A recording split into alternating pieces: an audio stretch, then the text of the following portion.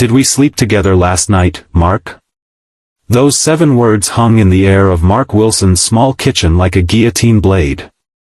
His boss, Elaine Prescott, the woman he'd respected for 3 years, the executive who'd always treated him fairly despite his complicated schedule as a single father, stood before him in borrowed clothes, her face pale and uncertain. Mark felt his world begin to crumble.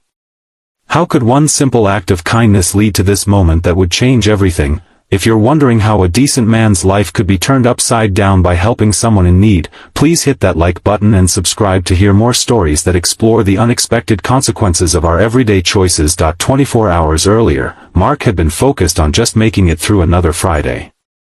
The quarterly reports were due, his 7-year-old daughter Lily had a dance recital that evening, and he was running on 4 hours of sleep.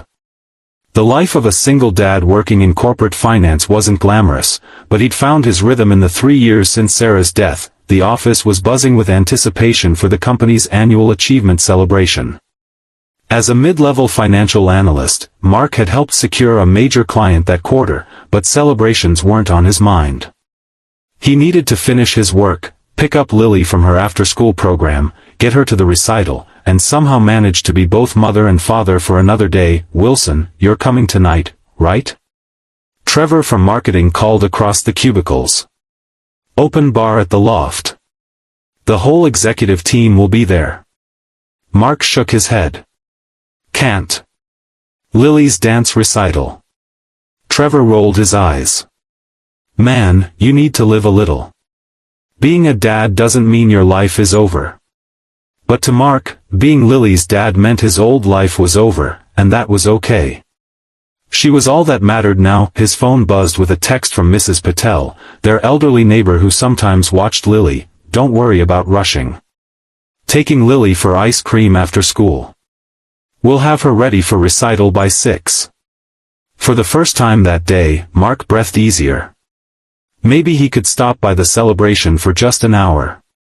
Elaine Prescott, his direct supervisor, had championed his flexible schedule when he'd needed it most after Sarah's passing. The least he could do was show his face and thank her for the support. The loft was packed with his colleagues when Mark arrived. The music pulsed as he navigated through groups of people already loosened by alcohol and the freedom of Friday evening. He spotted Elaine at the bar, looking uncharacteristically casual in a simple black dress instead of her usual tailored suits. "Mark.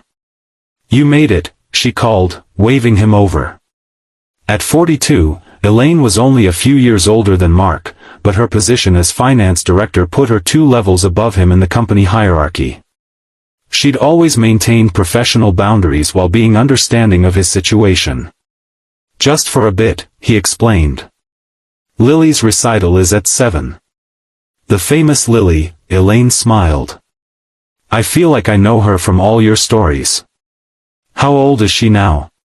7 going on 17, Mark laughed.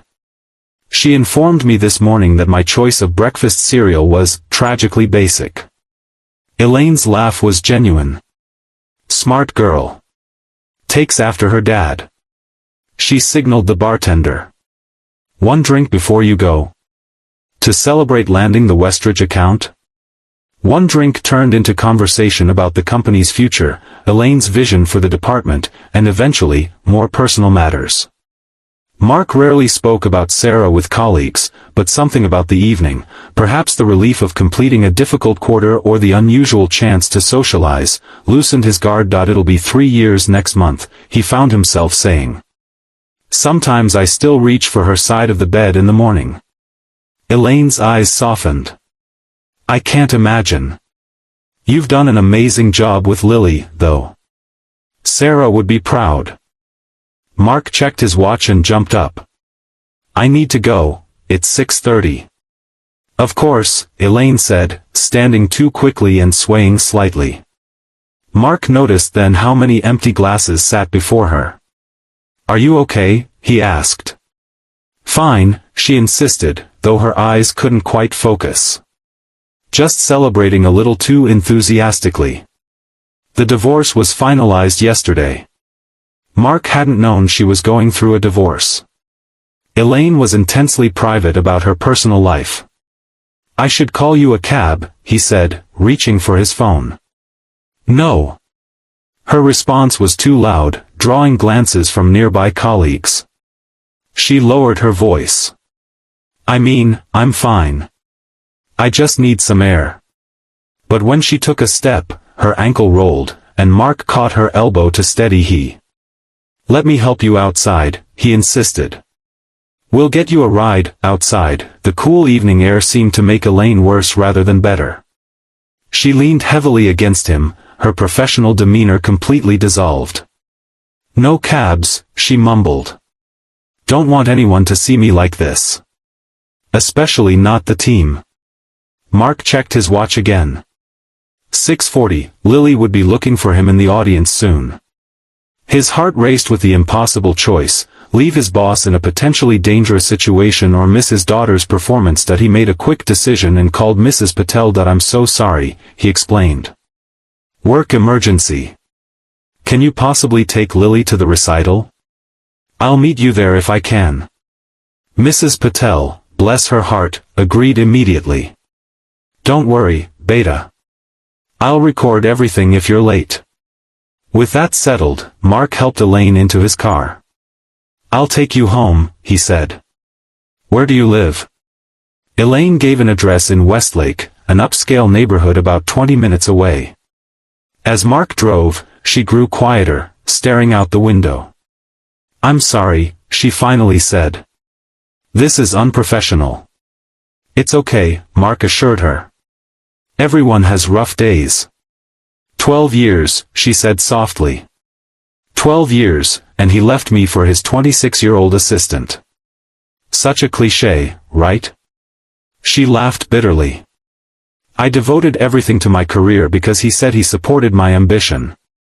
Turns out he was just waiting for someone who wouldn't outshine him. Mark didn't know what to say. This was a side of Elaine he'd never seen, vulnerable, hurt, When they reached her address, an elegant townhouse with a manicured front garden, Elaine fumbled with her purse. I can't find my keys, she said, panic rising in her voice. They must be. I don't know where they are. Mark helped her search, but the keys weren't in her purse or pockets. Could they be at the bar, he suggested. Tears welled in Elaine's eyes. I can't go back there. Everyone will see. Mark checked the time again, 7:10.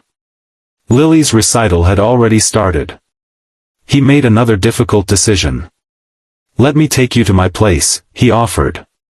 You can sleep it off, and we'll figure things out in the morning. By the time they arrived at Mark's modest 3-bedroom house in the suburbs, Elaine was barely conscious. He helped her inside and settled her on the living room couch, placing a glass of water and some aspirin on the coffee table. He wrote a quick note explaining where she was in case she woke up confused, then rushed back to his car. He made it to the elementary school auditorium just as the final group was performing. Lily's face lit up when she spotted him slipping into the back row next to Mrs. Patel, who patted his hand understandingly. After the recital, Lily bounced over to him in her tutu. Daddy! Did you see me? I remembered all the steps.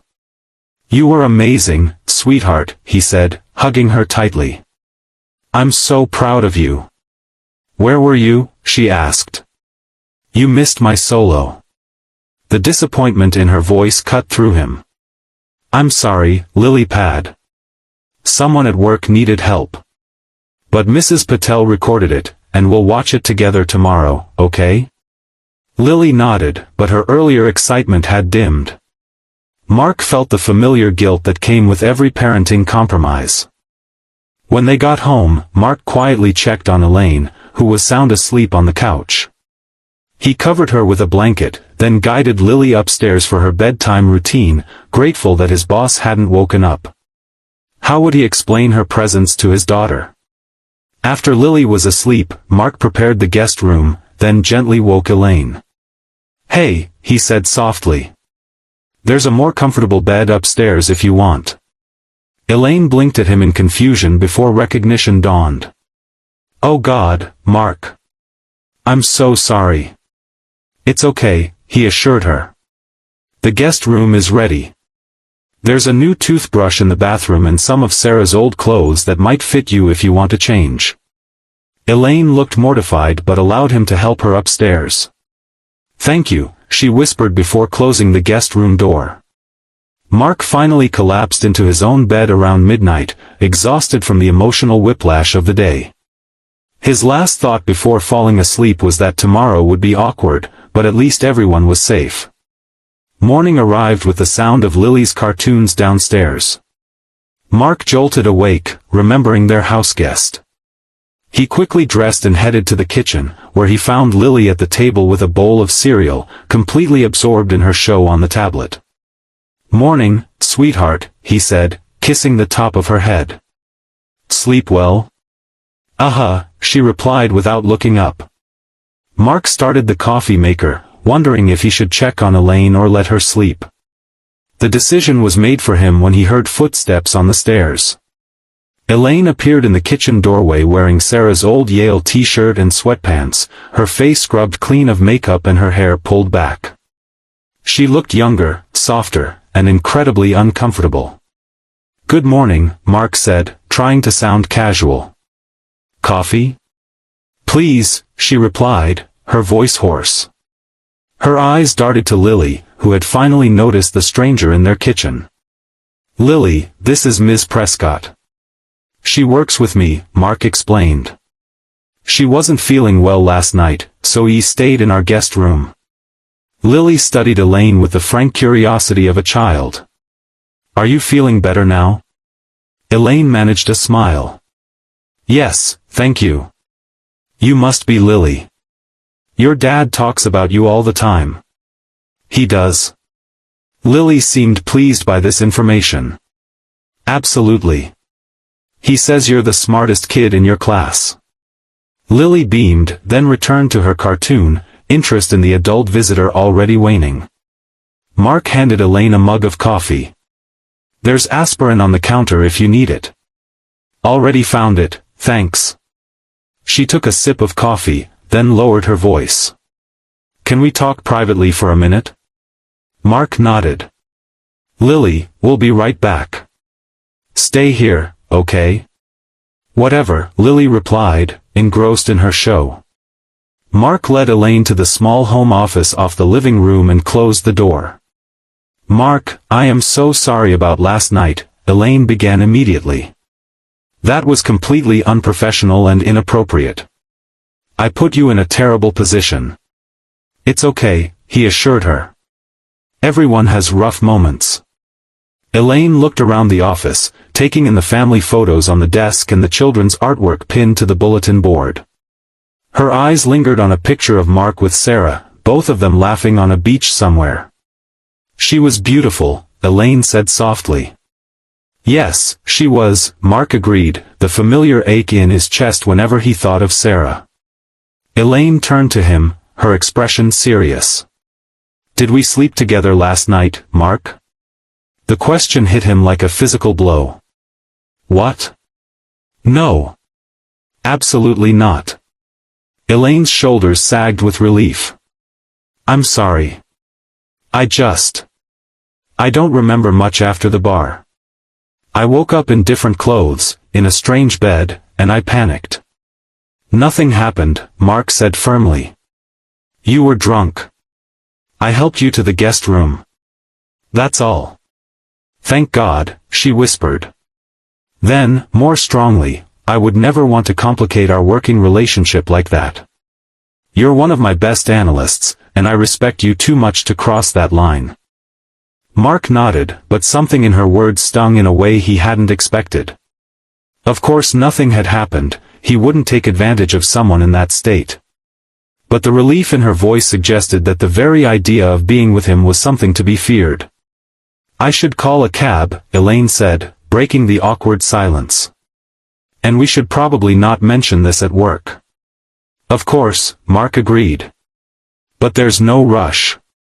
Have some breakfast first. Lily and I usually make pancakes on Saturdays." Elaine hesitated, then nodded. "That sounds nice, actually. If you're sure it's not an imposition." "Not at all. Breakfast was surprisingly comfortable. Lily, always eager for an audience, entertained them with stories from school while they ate. Elaine laughed at all the right moments and asked thoughtful questions that delighted the 7-year-old. "You're not as scary as Daddy said," Lily announced as she finished her pancakes. Mark nearly choked on his coffee. "Lily. I never said Ms. Prescott was scary. You said she makes grown men cry in budget meetings," Lily replied innocently. Elaine raised an eyebrow at Mark, who felt his face grow hot. "I may have exaggerated slightly when explaining why I needed to prepare for a presentation," he admitted. To his relief, Elaine laughed. "It's okay. I cultivate that reputation deliberately.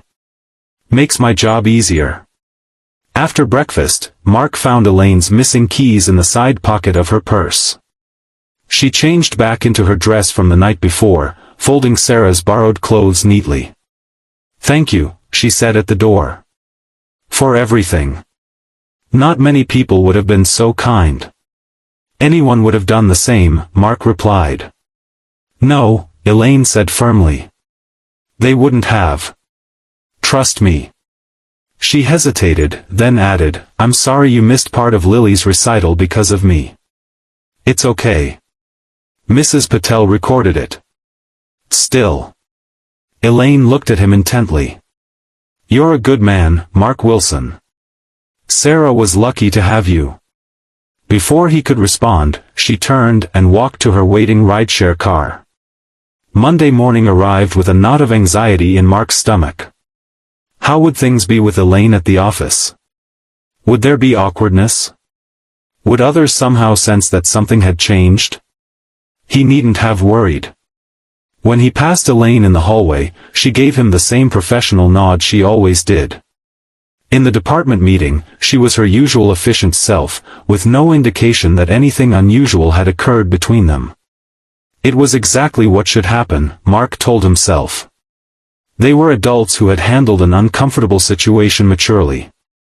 Case closed. But something had shifted inside him. Elaine's question, "Did we sleep together?" kept replaying in his mind, along with her evident relief at his denial. It had awakened something he'd kept buried since Sarah's death, the realization that others saw him only as a dedicated father and reliable employee, not as a man who might be desired. For 3 years, he'd poured everything into being Lily's rock, into maintaining their life together. He'd set aside his own needs so completely that he'd forgotten they existed. Elaine's question had cracked that carefully constructed facade. The week passed normally, but Mark found himself noticing things about Elaine he'd overlooked before, the way she tucked her hair behind her ear when concentrating, how her voice changed slightly when she was passionate about an idea, the quiet competence with which she handled difficult situations. On Friday, a company-wide email announced that Elaine had been promoted to Vice President of Finance, effective immediately. The office buzzed with the news. "She deserves it," Trevor commented as they waited for the elevator. "Prescott's brilliant. Cold as ice, but brilliant." Mark wanted to defend her, to say she wasn't cold at all, but realized he couldn't without revealing their shared experience. That evening, as he was packing up to leave, his phone pinged with a text from an unknown number. "Would you and Lily like to celebrate my promotion with ice cream? No alcohol involved, I promise. Elaine." Mark stared at the message, his heart racing unexpectedly. This wasn't a work invitation. This was personal. He typed back, "Lily would love that. So would I." Ice cream led to a Saturday at the Children's Museum, which led to Sunday picnics in the park. Within months, Elaine had become a fixture in Mark and Lily's weekend routines. "Are you and Ms. Elaine boyfriend and girlfriend?" Lily asked one evening as Mark tucked her in.